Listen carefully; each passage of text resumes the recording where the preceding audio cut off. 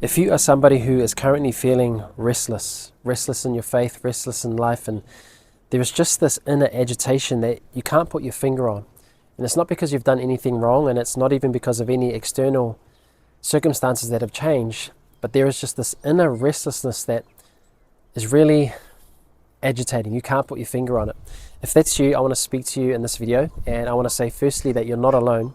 This is very common. It's something that we all experience, and I'll share a bit about my story in this as well. But also to say that this is part of a good thing, in fact a great thing, if we learn to reframe restlessness and what it can actually mean in our journey with Jesus and what it means going forward. So I remember the first time I experienced this restlessness, and I remember just feeling either so condemned because I felt like maybe I did something wrong. And so I would spend that day, that week, that month, whatever, trying to analyze, what did I do wrong? Where did I mess up? Where might God be angry with me? And so I'm trying to fix this issue to escape the restlessness.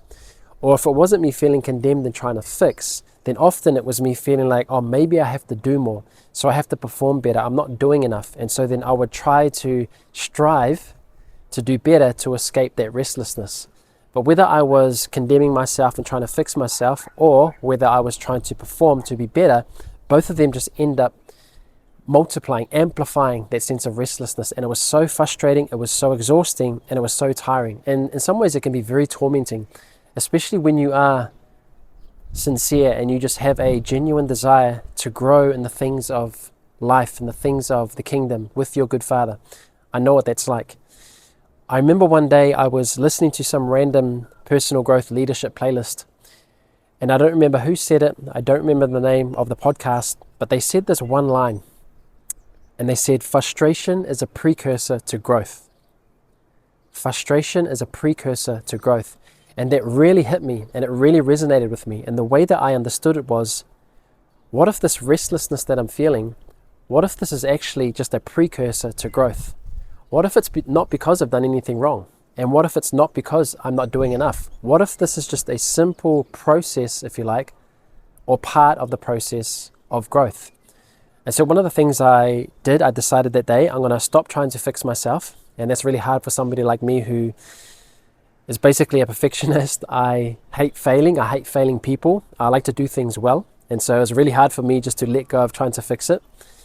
But I also decided that I'm going to stop striving to try and be better. I'm just going to let the chips fall where they fall, so to speak. And I'm just going to take time to do what I understand and know. And that is just to be still and to slow down. And so over the next day, in fact, that next week, immediately there was just such a sense of relief. There was a sense of peace. But also in that, I began to gain clarity on just different areas and scenarios and even problems in my life that I actually needed solutions for. And so by being in this place of just being still, pulling back, it was like all of a sudden there was this clarity. There were these ideas. And it was like there was space in my head now to just be open to receive wisdom and to receive solution, even revelation, because now it wasn't clouded by either trying to fix myself or trying to perform better. And so one of the things that I learned at that moment is that restlessness many times is not because you've done something wrong, and it's not because you're not doing enough, but in fact it is part of the process of God bringing you through growth, and it's a great thing. And so I just want to share with you 3 lessons that I've learned over my journey these years. And the reason why I'm sharing this with you is because just last week I caught myself in the place of restlessness again. But because I've learned over the years, I can nip it in the bud really quickly, so to speak, and I can allow that restlessness to bring me into the growth that it's actually here for. And so that's why I wanted to put this video together. So the first thing that I want to say is that restlessness is a signal, it's not a sin. Restlessness is a signal, it's not a sin. So like I said, I often thought that this restlessness was because of something I was doing wrong, something that I'd gotten wrong. But more times than not, it is just a signal of the growth to come. I wrote down here that growth feels like agitation before peace. God stirs what he's about to strengthen. So this is part of you being strengthened, being pruned, so to speak, to grow, to become more of what your good Father has always desired for you. If you think of gold in a furnace, that gold is being refined, not ruined. And so that gold is having all the impurities, everything that is unnecessary, burnt away, so to speak. And the same is often true for you and I when we're in this moment of restlessness. What it actually is a refining. There is a refining of character. There's a refining of nature. There can be a refining even of the different areas in your life that you are doing, whether it be business, whether it be your job, whether it be your marriage, your relationships, parenting. I'm finding that for me, even in this recent season, there is refining of just things like my time and prioritizing and my family and just little tweaks that I can make here, which is actually a good thing. And so like a gold in the furnace that is being refined, you also are being refined, not ruined. Religion says you're just not content enough. And I used to hate when I was told that. Religion will say, oh, you're just restless because you're not content. And I'm sure that there is real place for that, absolutely. But that wasn't the problem for me. Like, I was very happy and satisfied in terms of my life with Jesus, while also having this unsatisfiable hunger for more. But it wasn't an issue of being not content enough. The reality is that he was bringing me deeper into growth. So religion says you're not content enough, but Jesus says you're being prepared for more. Watchman Nee, he says this: restlessness often precedes revelation. Restlessness often precedes revelation. So like I shared in my story, that when I just pulled back and I allowed the restlessness to pull me into the place of growth, that's where clarity, revelation, ideas, creativity began to flow so much more freely, and it was really enjoyable. Restlessness often means God is preparing your next season of growth. And so that's what I want to reframe for you, that this restlessness is not for ruining. It's not because you've done something wrong. It's not because you're not enough, but instead, this is God preparing you for your next season. We often talk about new wine and new wineskin. And so in order for you and I to receive new wine, there has to be a new wineskin. But in order to receive a new wineskin, there has to be a tearing away of an old wineskin. And that can be uncomfortable, because you're having to let go of comforts. You're having to let go of identities. You're having to let go of even securities. Everything that you've wrapped your past season in, you often have to let go of, because that's now not going to carry you into the next season. So in order to have new wine, you need a new wineskin. And in order to have a new wineskin, you have to let go of the old wineskin. So that's the first thing that I want to say, is that restlessness is a signal, it's not a sin. Second thing that I wanted to say here: simplify, don't scramble. Simplify, don't scramble. So as I shared in my story, and this was just part of that perfectionist and just wanting to do well, hating failing, is that I would then scramble to try to fix it. Okay, if I just fix this, if I get on top of it, if I figure it out, then maybe it'll all just go away. But it didn't. In fact, it just got worse for me. Clarity comes through pruning, not more activity. Clarity comes through pruning, not more activity. So those of you who are really great in the gardens and trees, you know that pruning a tree is that when you cut away to less, so to speak, it actually equals or makes room for more growth. And so it can seem counterlogical and counterintuitive, but that pruning away is actually a good thing, because even that cutting away to less is actually making room for more. Confusion multiplies in clutter.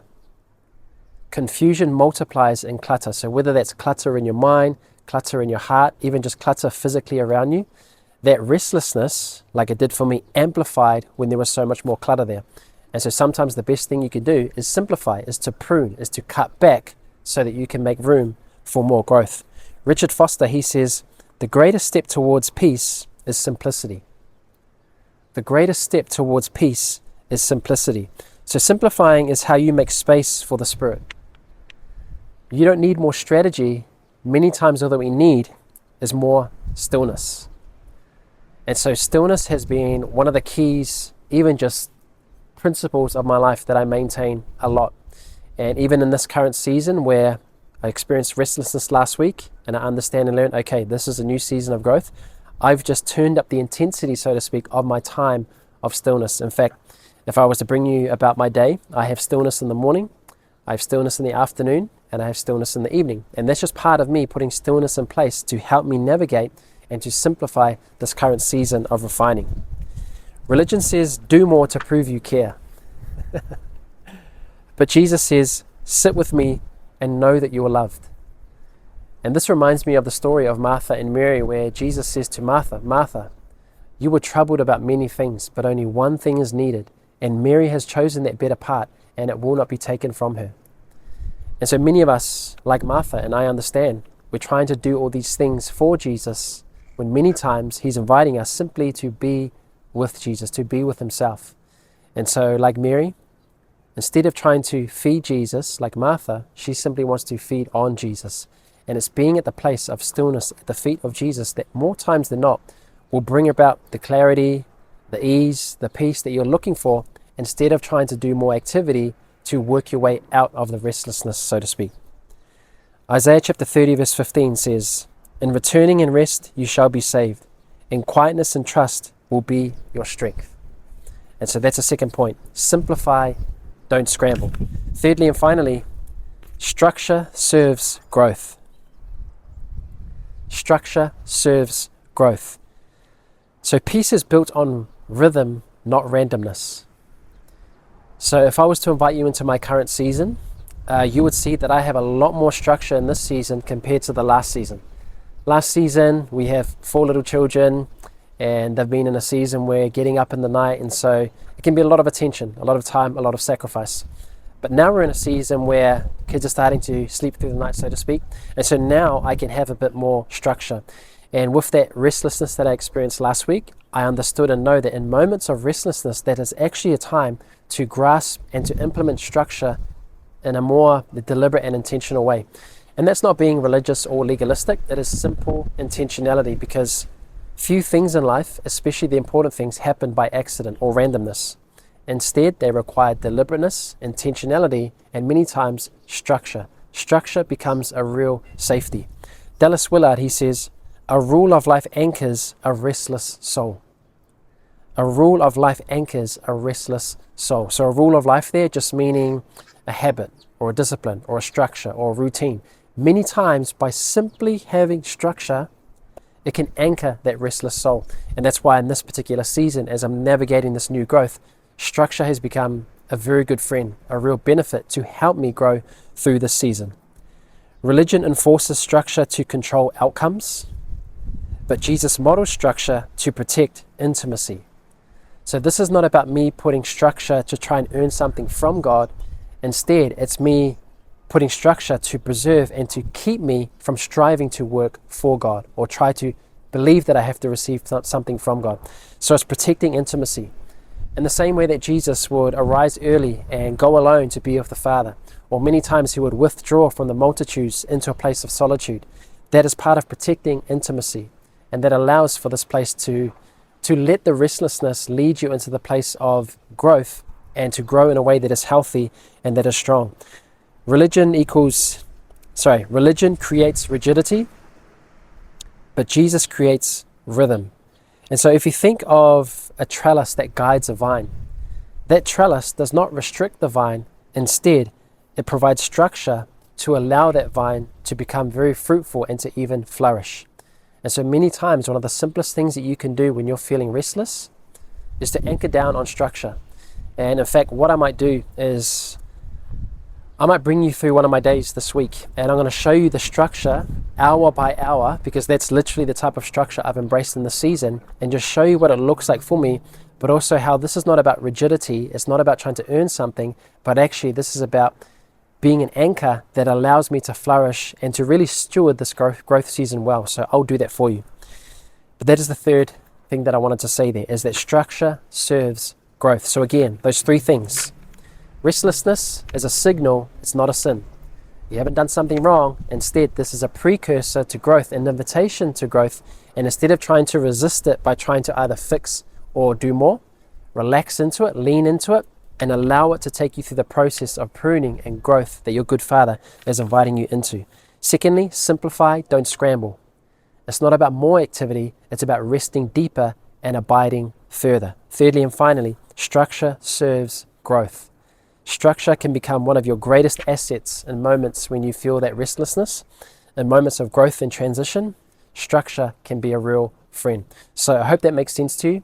Those 3 S's: signal, not sin; simplify, don't scramble; and structure. Those will be really beneficial for you as you go through this.